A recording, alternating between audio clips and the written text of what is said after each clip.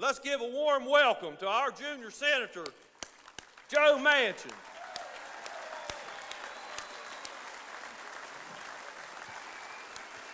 Thank you. Thank you so much. I appreciate it. Joe, thanks for all the work that you're doing. To Danny, thank you. You've had so many inspiring speakers today, but I can tell you one thing. You don't have a better friend, and we don't have better leaders of the movement, of the UMWA and the union movement all over this country than Cecil Roberts and Rich Trumka. I'm proud to stand shoulder to shoulder every day with them. To all the hardworking men and women here, thank you all. I've been to a lot of rallies in this setting here at the Civic Center. I've never seen one with an overfull crowd such as this for the right cause. So thank you for coming. To all the legislators, all my colleagues who are here, I appreciate so much. To all of the leaders that are here, Kenny, and the entire labor movement, I thank you for what you do in West Virginia every day. I'm proud, I just come through the crowd and I saw my cousin John and Melody Gus here. Proud Marion County coal miners, Johnny Gus from Marion County, West Virginia.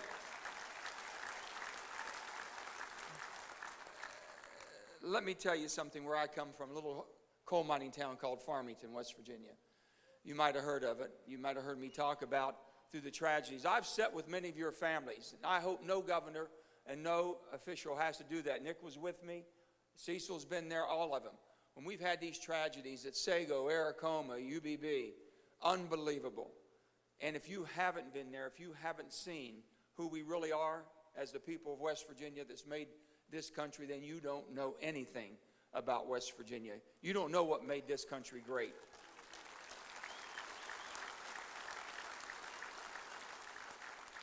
And I remember as a young man, and John here, his father, my uncle, John Gus, who lost his life in the explosion of Farmington, 1968, that brought the first Coal Safety Act into being.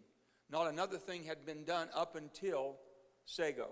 Not another thing had been done up until Sago, when we had that horrible tragedy that brought light to everything. It was unbelievable for me to stand there, and the whole world was watching us. I'll never forget this. And they kept saying and thinking who we were. They didn't know us. They never spent time in West Virginia, but they came from all over. They were curious. They were interested.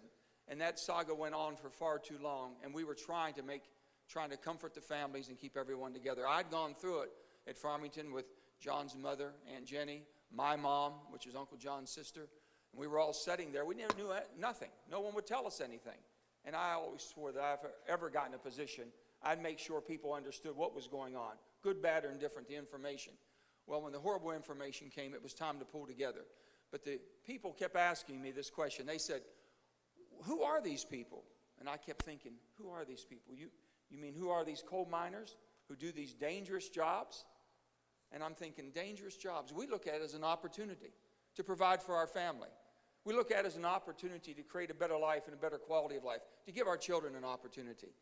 So that's a great opportunity for us. I said, we don't look at it from the danger standpoint. We look at it from the opportunities. And that's what we want to know. So I said, let me just tell you. So I had about 30 seconds to think before I was able to talk to the world about who we are in West Virginia and who each and every one of you are as coal miners. I said, as a coal miner, basically is the soul of the earth. I've spoken all over this country. I said, each and every one of you. I've been in California. You know how difficult that territory is out there. I've been out there, and I was in a setting, and I said, each of you should get on your knees and say a prayer for a coal miner every night. Each of you. They've given you the life.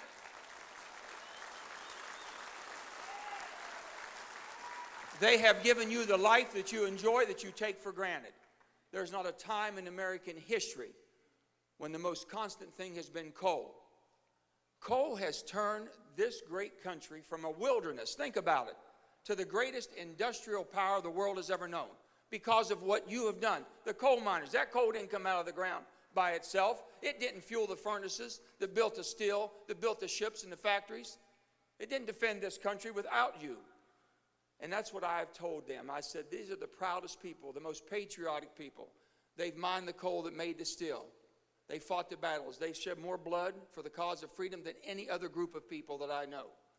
So my hat's off to each and every one of you for fighting this fight.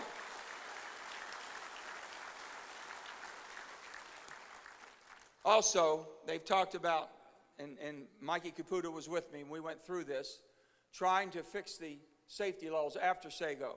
I'll never forget that. I knew something had to be done and be done quick, and I knew I had to hit a strike as quick as I could. So from Sago, 3 weeks later, till we had Aracoma, I was driving to Aracoma. They were taking me there as governor, and I called back and had our team of lawyers put a bill together. I said, I know one thing, that I've got to have rapid response, I've got to have oxygen, I've got to have shelter to save a person in case they get in a situation until we come and get them out and they'll be safe. That wasn't too hard. That wasn't too difficult. It wasn't rocket science as you would talk about it. But there's always pushback. Oh, you're moving too quick. I said, I am. Tell the families that didn't have their husbands come home that night. Tell the mothers that didn't have their sons come home that night. We wrote legislation, and on Tuesday we introduced it, and it took 4/5 for us basically to pass it through without going through the proper procedure. Never been done in our state before. Mikey comes to me and he said, Joe, what do you think? I said, Mikey, we're going to do it. And he said, well, have you checked with all of the different companies who might be fighting it? And I said, Mikey, I never asked. This is not a time to ask for permission. We've got to do the right thing. And we did the right thing. We took it to Washington the next day, and it was one of the first laws that were passed since 1968, Farmington mine explosion. It's safety first. If you can't mine the coal safe, then by God, don't mine it. If you can't keep a miner safe, it's not worth having it. And this is what we've talked. And what Patriot, and really what Peabody and Arch. I know all those people. And I've told them, where I come from, you can't make wrong right. You can't make wrong right. You can't, no matter how hard you try. Also, where I come from, we have a different saying. You can't shine crap, and by God, this is crap. You can't make this stuff look good. You can't make it smell good, and you sure as hell can't make it taste good.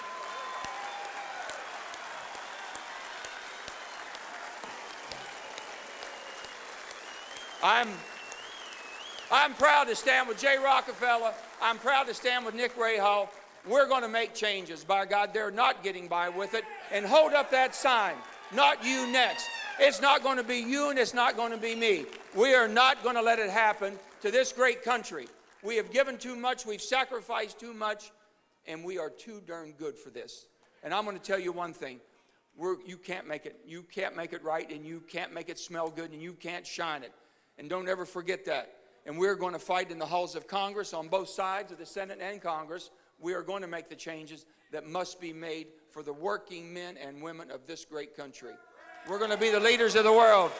Thank you, and God bless each and every one of you. Thank you.